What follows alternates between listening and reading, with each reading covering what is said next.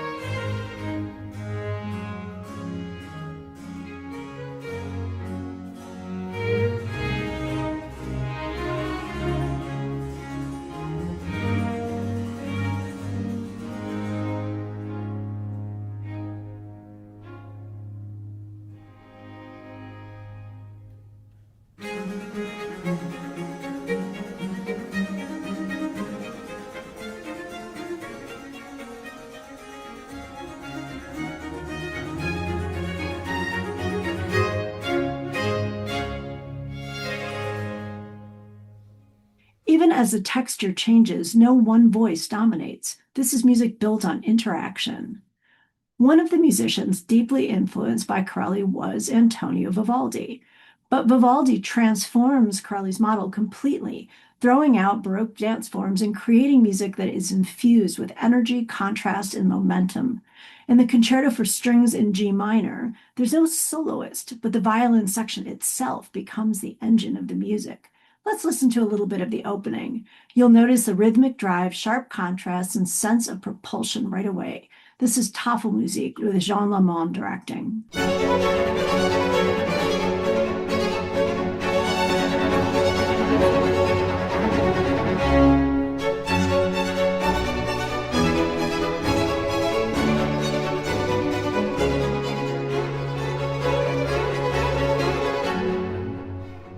Even without a soloist, the violin is now clearly in charge. In the Concerto for Two Violins, the instruments step fully into the spotlight. The two soloists, who in this performance will be Fabio Biondi and our concertmaster, Gino Di Bello, engage in a dialogue that's both cooperative and competitive. Let's listen to some of the opening allegro. And again, this is Biondi with Europa Galante.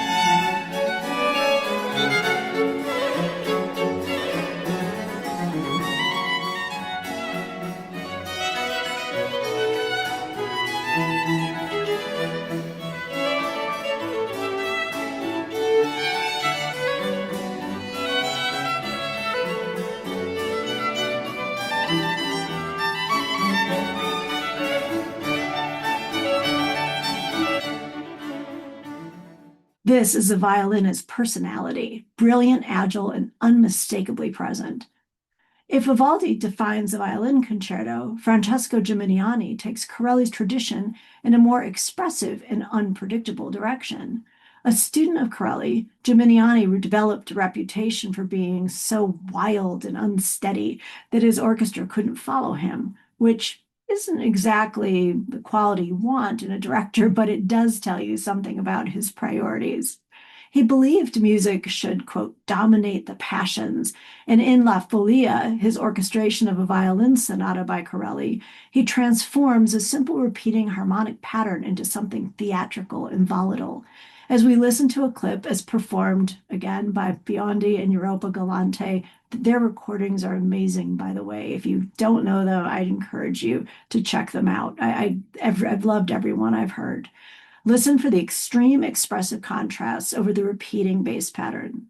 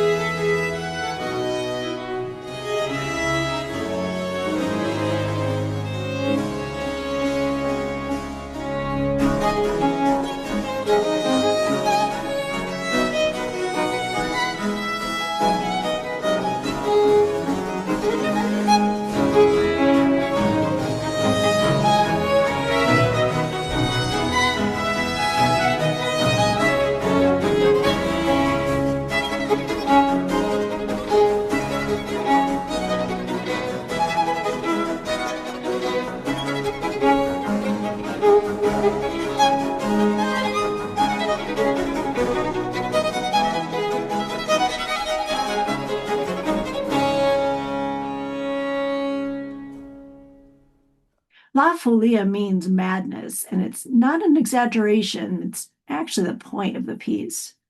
At the same time as the violin evolved, the orchestra itself started changing, and that brings us to Giovanni Battista Sammartini, often associated with the early symphony.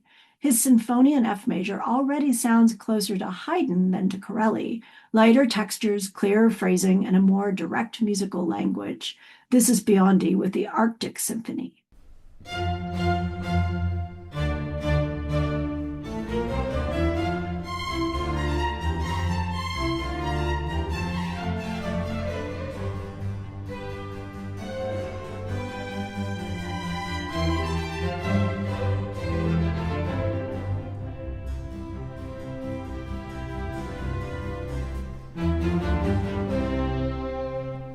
You can almost hear the classical symphony taking shape. Another strand of this tradition comes through Giuseppe Tartini and his student Pietro Nardini. Nardini was known for the beauty of his tone. Leopold Mozart said it would be impossible to hear a finer player. His music reflects that same aesthetic. Listen for the long singing lines and elegant expressive restraint in the slow movement of Nardini's Concerto for Violin in A major. Again, this is Biondi with the Arctic Symphony.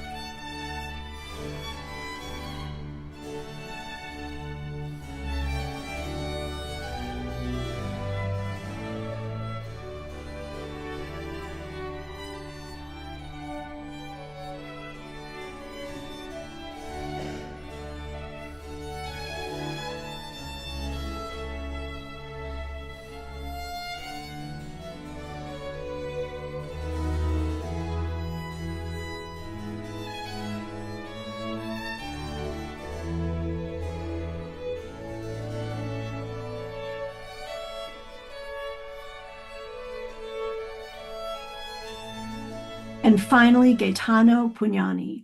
A generation younger than Nardini, Pugnani brings us fully into the classical era.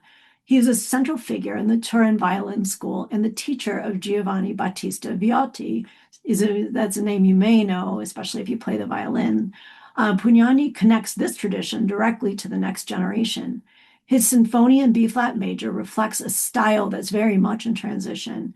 The textures are clearer, the phrases are more balanced, and the musical language is more structured, foreshadowing what took place when we get to the age of Haydn and Mozart. But the violin still remains central, not as a dominating soloist, but as a defining voice within this more unified orchestral texture.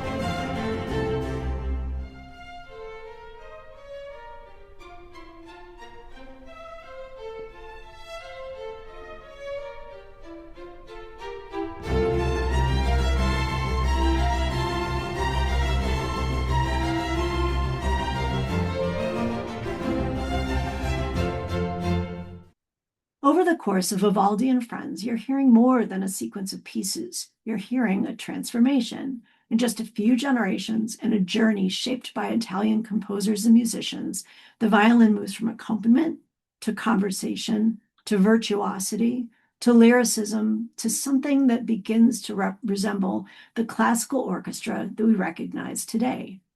I am a huge fan of Fabio Biondi, and I think everybody should go to this concert. And I can't wait for them.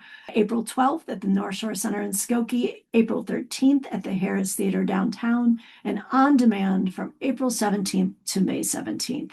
Thank you so much.